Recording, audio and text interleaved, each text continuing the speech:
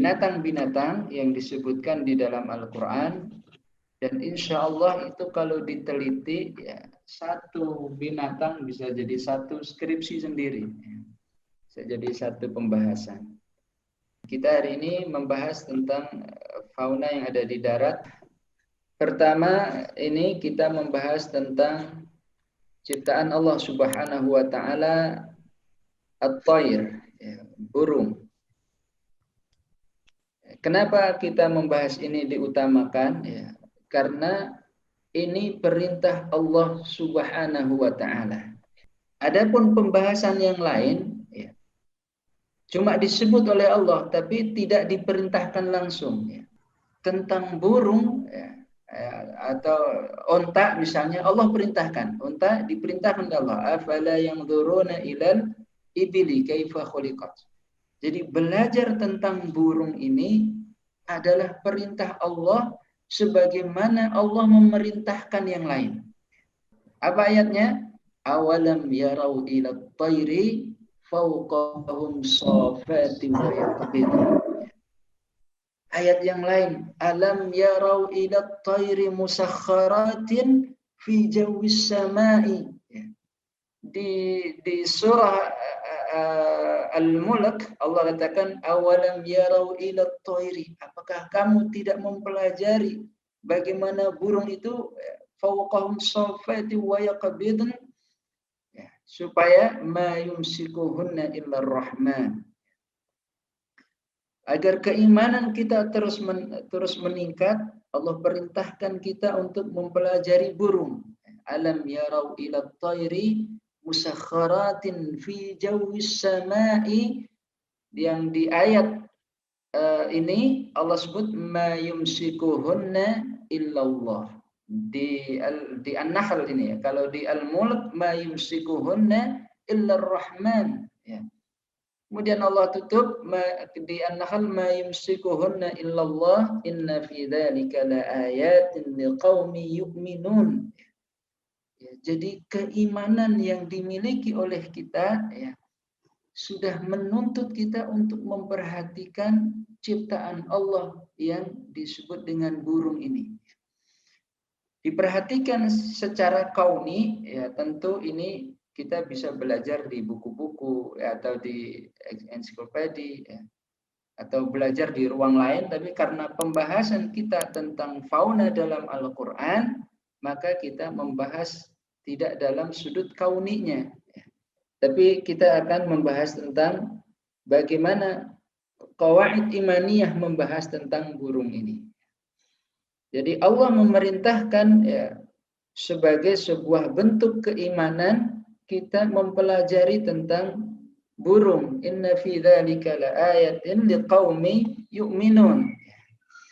Kenapa burung ini kita harus perhatikan baik secara kauni dan secara rabbani. Secara kauni insyaallah kita dalami di waktu yang lain oleh pakarnya ya. Tapi secara rabbani ya, burung ini ya, Allah memerintahkan kita untuk mempelajarinya ya.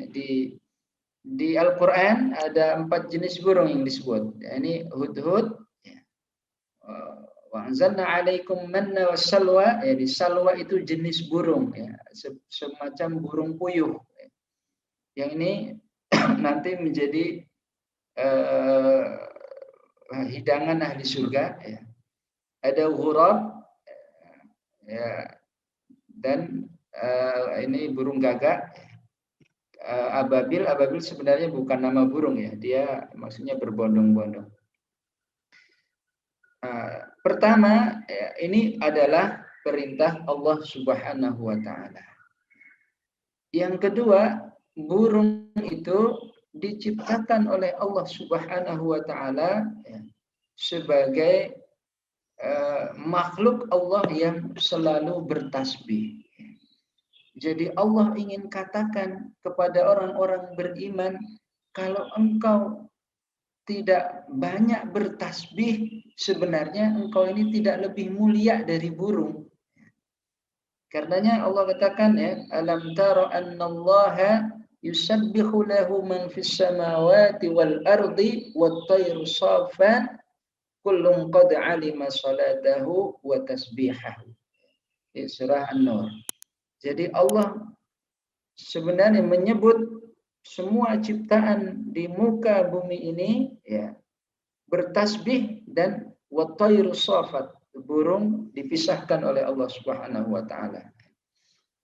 Bahkan burung inilah yang menjadi selalu menjadi tentara kebaikan ya. Wasakharna ya, fafahamnaha Sulaiman ya, wa kullan ataina hukma wa ilma ya. Maksudnya wasakharna ma'a Dawud al-jibala yusabbihna wat-tayr. Dipisah lagi oleh Allah. Kenapa dipisah? Para ulama menjelaskan dipisah oleh Allah agar menjadi perhatian khusus bagi orang-orang beriman untuk memperhatikan burung ini. Jadi wasakharna ma'a Dawud al-jibala yusabbihna wat-tayr. Dan kami tundukkan ya bersama Nabi Daud itu ya gunung-gunung dan bertasbih bersama Nabi Daud wat-tayr.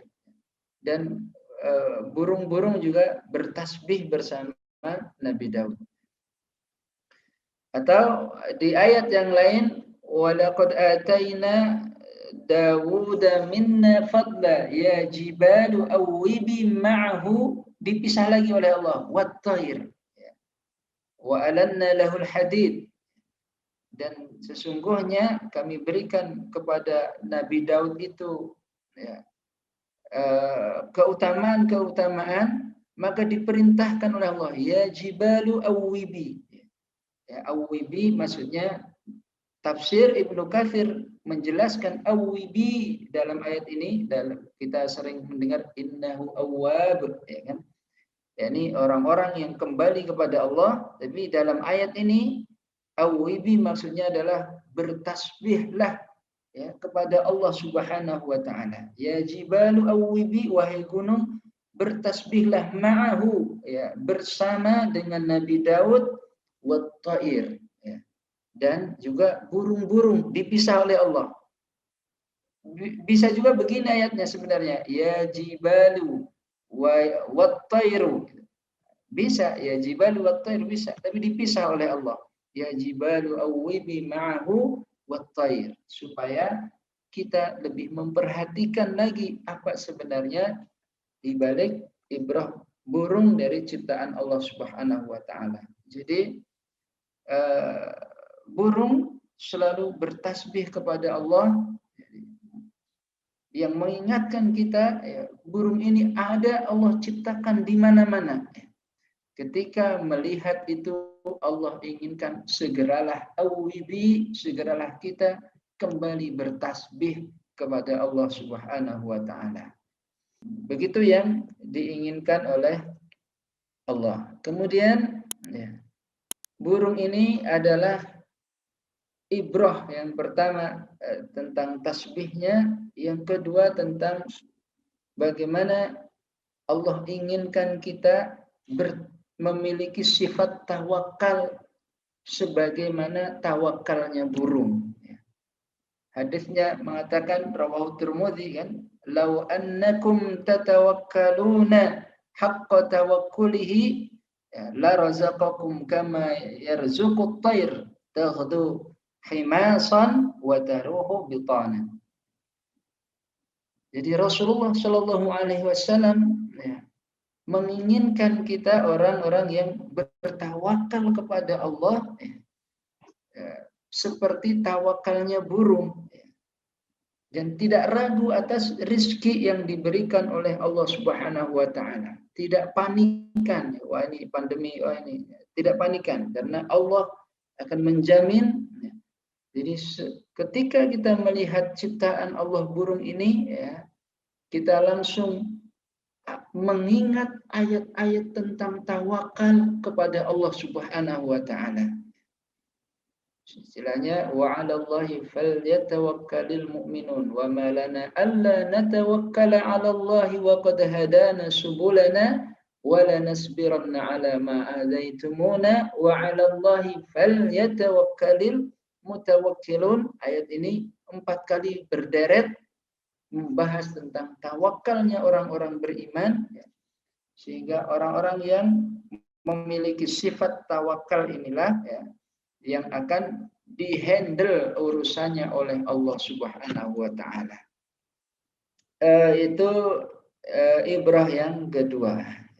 Yang ketiga, burung adalah makhluk Allah Subhanahu wa taala yang paling lembut perasaannya. Dan ini menjadi ciri khas ahlu surga. Hadis rawahu Bukhari mengatakan yadkhulul jannata aqwamun afidatuhum mithlu afidatit thair. Akan masuk surga orang-orang yang perasaannya seperti perasaan burung. Jadi burung ini memang lembut sekali perasaannya. Para ulama ketika mengomentari hadis ini, mengomentari hadis yadkhulul jannata aqwamun afidatuhum mithlu afidatit thair, langsung dikomentari dengan ayat Allah Subhanahu wa taala, innama yakhsyallaha min ibadihi ulama. Jadi mustahil kalau melihat burung bagi orang-orang beriman itu tidak menambah rasa khasyahnya kepada Allah Subhanahu wa taala. Di saat burung adalah memang dia memiliki perasaan yang paling lembut, dan begitulah ahlu surga. Kata Rasulullah sallallahu alaihi wasallam di dalam hadisnya, atakum ahlul Yaman. Jadi ada orang-orang Yaman, at'afu quluban, mereka itu hatinya lembut, sensitif gitu ya, tidak apa adanya. Orang Yaman tuh mujamalahnya paling bagus di sepanjang negeri Arab. Mujamalahnya itu paling bagus karena hatinya sensitif. Dan Rasulullah sangat mencintai kelembutan mereka. Maka kalau jadi suami, jadilah suami yang lembut, mujamalah. Kalau tidak apa adanya, diatur. Nah, ini mujamalah ini di hadis Rasulullah mengatakan atakum ahlul Yaman at'afu quluban. Dia memiliki wa araqqu afidatan. Hatinya lembut dan perasaannya sensitif. Ini ahlul surga. Nah, jadi siapa yang memiliki kelembutan hati dan sifat yang sensitif, seperti burung, dari situlah akan muncul ilmu yang banyak. Al-fiqhu yaman wal hikmatu yamaniyah. Di orang-orang inilah yang akan memiliki kefahaman fikih yang lebih dalam dan diberikan hikmah yang lebih banyak. Allah menjadikan burung ini, memilih dia menjadi tamsil pengetahuan. Jadi Allah saat bagaimana menghidupkan sesuatu yang enggak ada menjadi ada, Allah mengatakan qala fakhud arba'atan minat thairi fasurhunna ilaik fa'anfuhu fihi fayakuna thairan biiznillah. Kan Allah bisa memilih binatang yang lain gitu. Tapi pilihan Allah jatuh kepada burung, ini menunjukkan kita harus memiliki perhatian lebih, dan Allah pasti memiliki sesuatu yang ingin diambil iktibar yang lebih banyak dibalik burung yang dipilih oleh Allah Subhanahu wa taala. Dan juga burung, arwahuhum fi jawfi tairin hudrin. Dan orang-orang beriman dan yang mati syahid, nanti arwahnya akan bergelantung di temboloknya burung hijau. Dan ini tentunya insya Allah kita semua ya setelah meninggal ya, nyantolnya di burung ya, dibawa kemana-mana ya, oleh arwah kita ya, melihat kenikmatan-kenikmatan dari Allah Subhanahu wa taala.